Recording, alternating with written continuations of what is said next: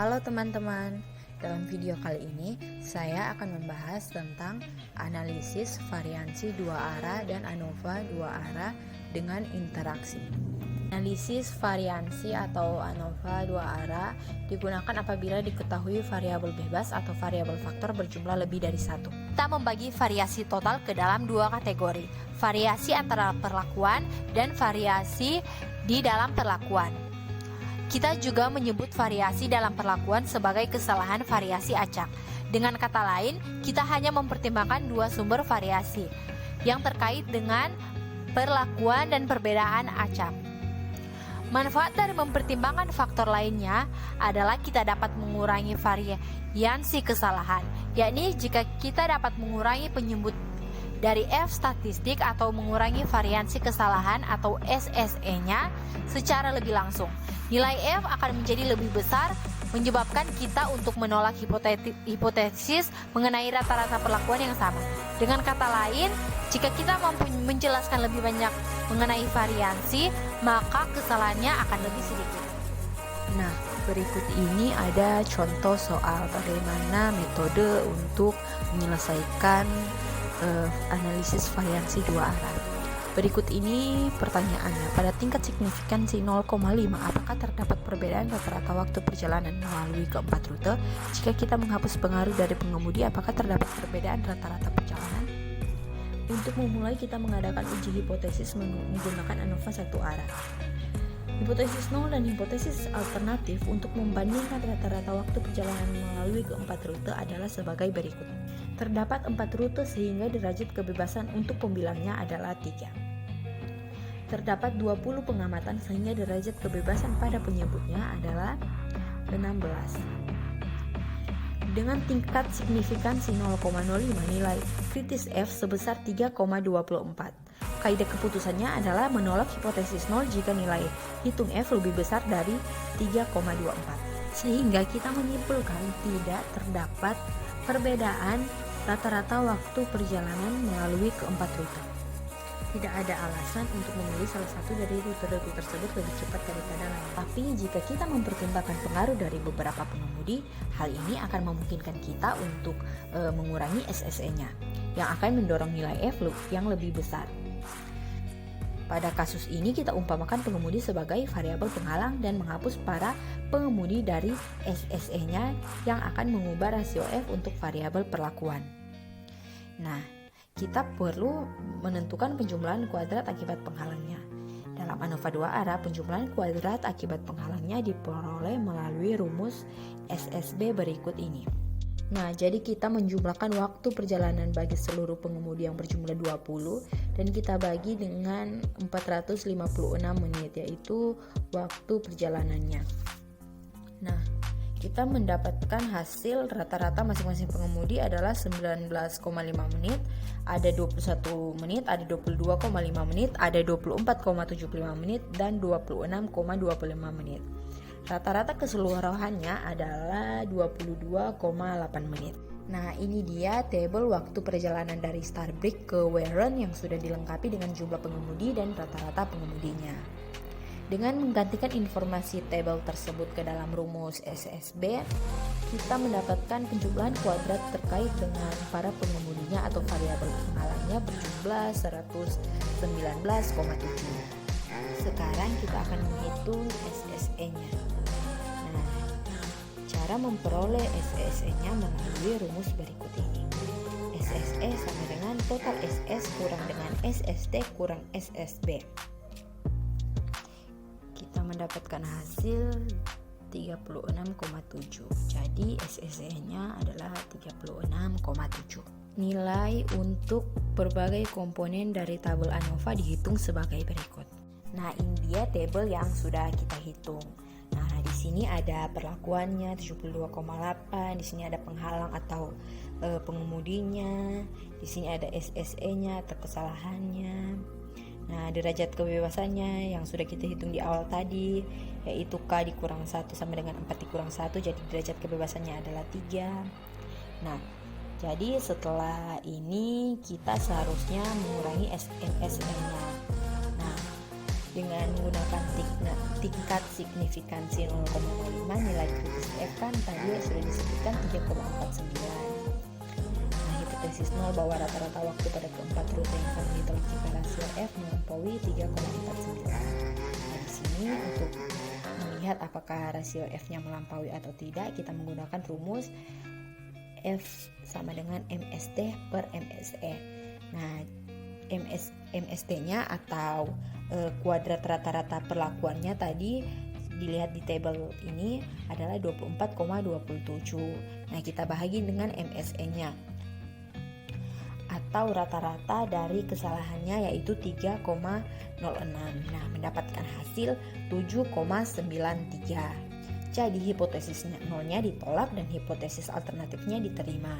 Kita menyimpulkan bahwa rata-rata waktu perjalanannya tidaklah sama untuk semua rute. Warta akan melakukan beberapa pengujian untuk menentukan rata-rata perlakuan manakah yang berbeda. Sekarang kita lihat apakah rata-rata waktunya tidaklah sama untuk berbagai pengemudi.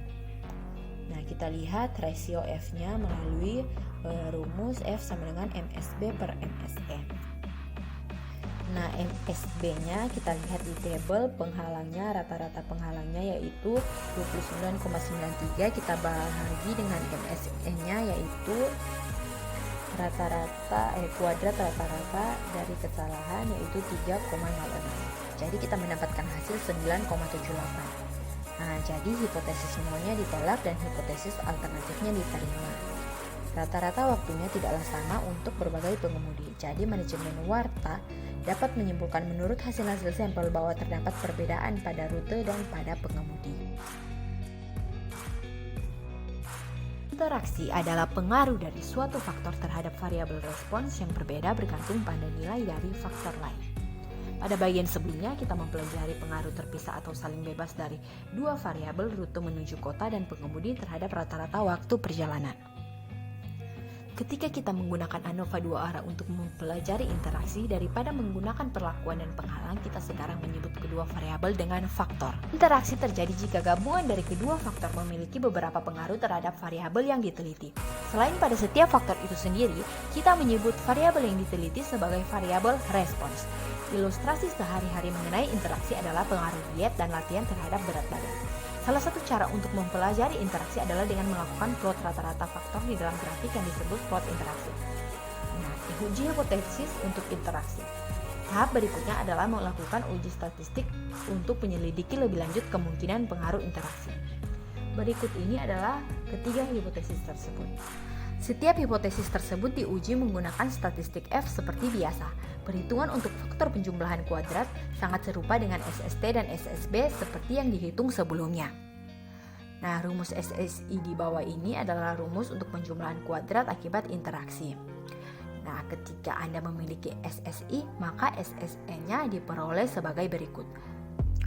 Total SS dikurang dengan SS faktor A dan dikurang dengan SS faktor B dan dikurang dengan SSI.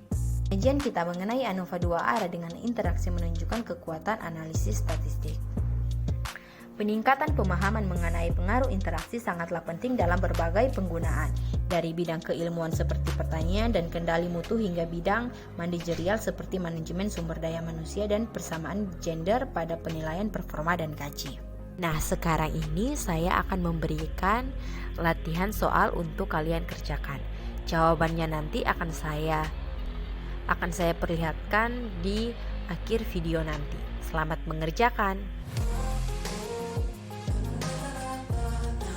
Nah, melalui data angka partisipasi kasar yang sudah saya ambil dari website BPS atau Badan Pusat Statistik, kita akan melihat apakah ada perbedaan angka partisipasi menurut jenis kelamin.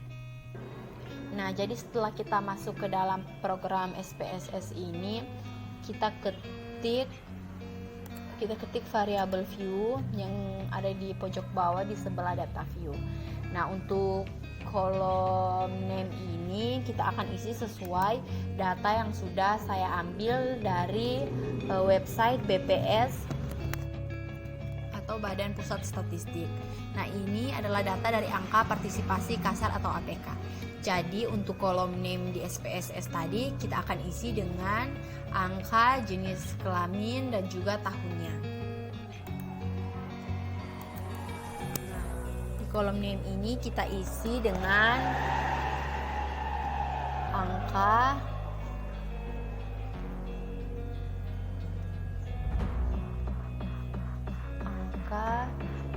gender, dan tahunnya.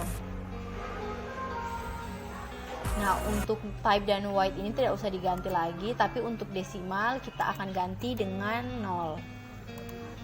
Desimalnya kita ganti 0. Nah, untuk labelsnya kita isi dengan ini. Jadi kita isi dengan angka partisipasi kasar APK ini. Kita copy lalu kita pastekan di label ini. Nah, untuk values kita hanya isi gender saja, yang laki-laki kita beri simbol 1, kita ADD, sedangkan yang perempuan kita beri simbol 2. Kita ADD lagi, klik OK. Yang missing kolom ini aligen gak usah diganti, yang misalnya kita ganti scale, yang gender kita ganti nominal, yang tahun kita ganti scale. Nah, setelah itu kita pergi ke data view. Nah, untuk angka dan gender dan tahun ini kita akan isi sesuai data yang ada di sini. Jadi laki-laki pertama kita isi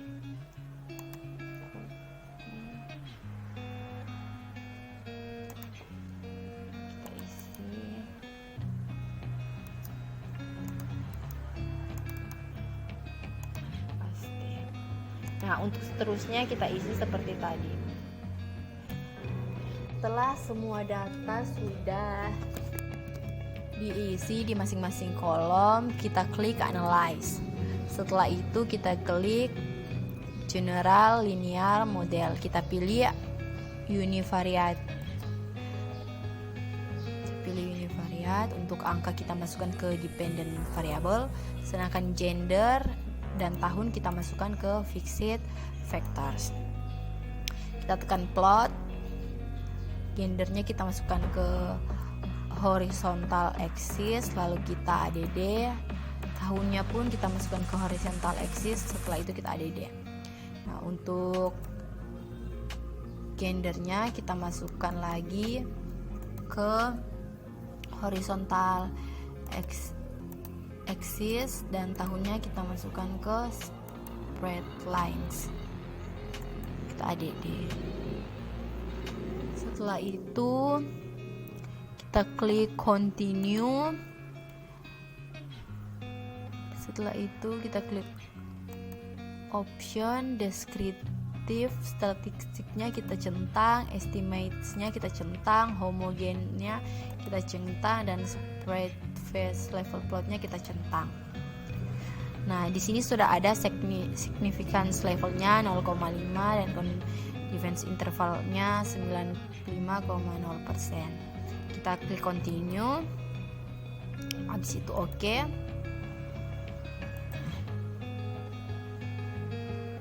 Kita tunggu. Nah, ini dia hasilnya. Ini adalah sebaran sampel atau responden kita berdasarkan gender atau tahun. Kemudian yang ini ada deskriptif statistik untuk melihat gambar umum tentang data kita. Jadi ini standard definition, ada rata-rata. Nah, untuk rata-rata laki-laki di sini bisa kita lihat, dan standard definition laki-laki ada 108,365. Nah, untuk standard deviation perempuan 70,004.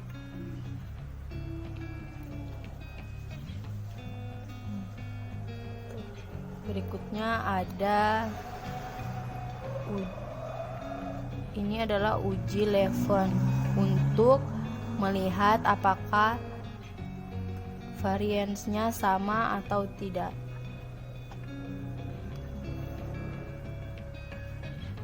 Ini adalah efek atau pengaruh dari masing-masing variabel independen atau interaksi masing-masing dari kedua variabel tersebut. Nah, itu dia hasil dari analisis variansi dua arah menggunakan software SPSS. Software SPSS yang saya gunakan di sini adalah SPSS versi 26. Nah, ini dia jawaban dari latihan soal tadi. Gimana teman-teman? Jawaban kalian udah benar apa belum?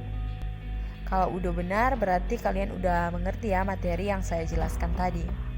Terima kasih sudah menonton video ini. Semoga setelah menonton video ini, teman-teman dapat jauh lebih mengerti tentang analisis variansi dua arah dan ANOVA dua arah dengan interaksi. Semoga video ini dapat bermanfaat.